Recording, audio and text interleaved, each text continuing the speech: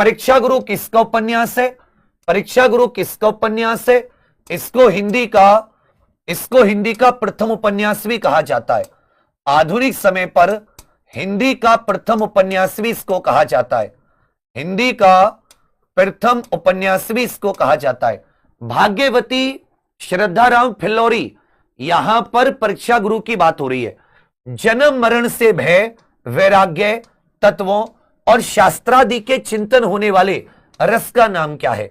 इनमें से कौन सा रस है जो जन्म मरण के भय से उत्पन्न होता है या वैराग्य से उत्पन्न होता है? किससे उत्पन्न होता है? वैराग्य से। तो यहां पर जैसे आपको वैराग्य आ गया, तुरंत आपका उत्तर आ जाना चाहिए, वैराग्य किस रस के अंदर पाया जाता है? जो वैराग्य की भावना है वह आपको किस रस के अंदर मिलेगी? तुरंत उत्तर दे दोगे। तो परीक्षा गुरु लाला श्रीनिवास दास, परीक्षा गुरु लाला श्रीनिवास दास, 100 अजान 100 जान, ये बालकृष्ण भट्ट, बाबू देवकी नंदन खत्री, चंद्रकांता। अद्भुत में विस्मय के भाव, करुण में शोक के, विभत्स में जुगुप्सा, जबकि वैराग्य ये शांत रस में होता है, निर्वेद के भाव। 12 का डी, 13 का उत्तर भी आपका बिल्कुल सही है। मैं राज्य की चाह नहीं करूंगा, है जो तुम्हें इष्ट वही करूंगा, संतान जो सत्यवती जनेगी, राज्याधिकारी वह ही बनेगी। इन पंक्तियों में आपको छंद बताना है। एक बात तो क्लियर है कि 3 इसमें हो जाते हैं वर्णिक छंद और हरिगीति का हो जाता है मात्रिक छंद। तो मैं राज्य की चाह नहीं करूंगा, है जो तुम्हें इष्ट वही करूंगा, संतान जो सत्यवती जनेगी, राज्याधिकारी वह ही बनेगी। इसमें आपको बताने कौन सा है। तो यहां पर आप देखोगे 2 2 4 2 6 7, तो इसमें जब आप निकालोगे तो आपको मिलेंगे 11 11 वर्ण वाले। क्या मिलेंगे? 11 11 वर्ण वाले। इंद्र वज्रा हो जाता है। यह कैसा छंद है? यह एक वर्णिक छंद है। इंद्र वज्रा कैसा छंद है? आप कहोगे सर वर्णिक छंद है। कारण सहित उपमेय का उत्कर्ष जहां दिखाया जाए, बहुत अच्छा क्वेश्चन है, बहुत सावधानी से, कि उपमेय का उत्कर्ष का अर्थ होता है उपमेय को बढ़ा चढ़ाकर दिखाना। उपमेय के उत्कर्ष का अर्थ होता है उपमेय को बढ़ा चढ़ाकर दिखाना। उपमेय को कैसे दिखाना? आप कहोगे सर बढ़ा चढ़ाकर दिखाना, और वो भी कारण सहित, वो भी कारण सहित। तो जहां उपमेय को उपमान से बढ़ा चढ़ाकर कारण सहित दिखाया जाए, वहां पर व्यतिरेक अलंकार होता है। और अगर उपमेय उपमान से नॉर्मल बढ़िया होता तो फिर प्रतीप अलंकार है। प्रतीप और व्यतिरेक में एक ही अंतर है कि व्यतिरेक में उपमेय क्यों श्रेष्ठ है, इसका कारण भी होता है, प्रतीप में कारण नहीं होता। सारे के सारे क्वेश्चन नंबर लिखकर उत्तर दीजिए। अच्छे क्वेश्चन पे तो बिल्कुल सरेंडर कर दे तो तुम लोग पाकिस्तानी सेना की तरह एकदम हाथ ऊपर करके बाबूजी बचाओ।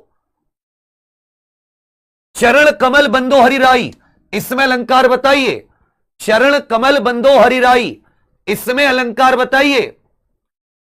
चरण कमल बंदो हरिराई, तो चरणों की तुलना किससे की जा रही है?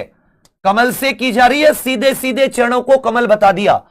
तो जैसे मन को मयूर बता देना, हृदय को जलजात बता देना, इसी प्रकार चरणों को सीधे सीधे कमल बता देना। याद रखिएगा, यहां पर रूपक अलंकार है।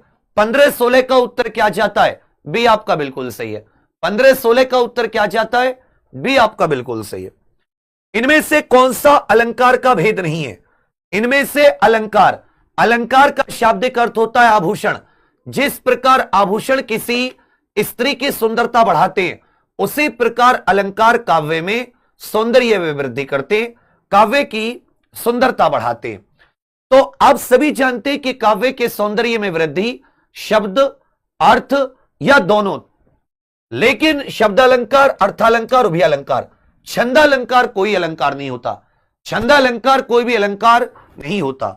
देवनागरी में यद्यपि जेड और एफ, जय और फा के लिए वर्ण नहीं है, फिर भी यहां पर सभी ज्ञात लिपियों से अधिक पूर्ण एवं संतुलित है। यह किस विद्वान का मत है देवनागरी लिपि के संबंध में? अब सभी जानते हैं हमारी राजभाषा हिंदी, मराठी, कोंकणी, नेपाली, मराठी, कोंकणी, नेपाली, संस्कृत, पाली, प्राकृत, अपभ्रंश, ये सारी की सारी भाषाएं देवनागरी लिपि में लिखी जाती हैं। तो यहां पर जा और फा के लिए वर्ण नहीं है। यह बात किसके द्वारा कही गई है? यह बात याद रखेगा, मोनियर विलियम्स के द्वारा कही गई है। देवनागरी के संबंध में यह बात मोनियर विलियम्स के द्वारा कही गई है। 17 का भी 18 का भी आपका बिल्कुल सही है। संविधान में प्रांतीय भाषाओं के दावे को किस अनुसूची द्वारा स्वीकार किया गया है? प्रांतीय भाषाओं के दावे को किस अनुसूची द्वारा?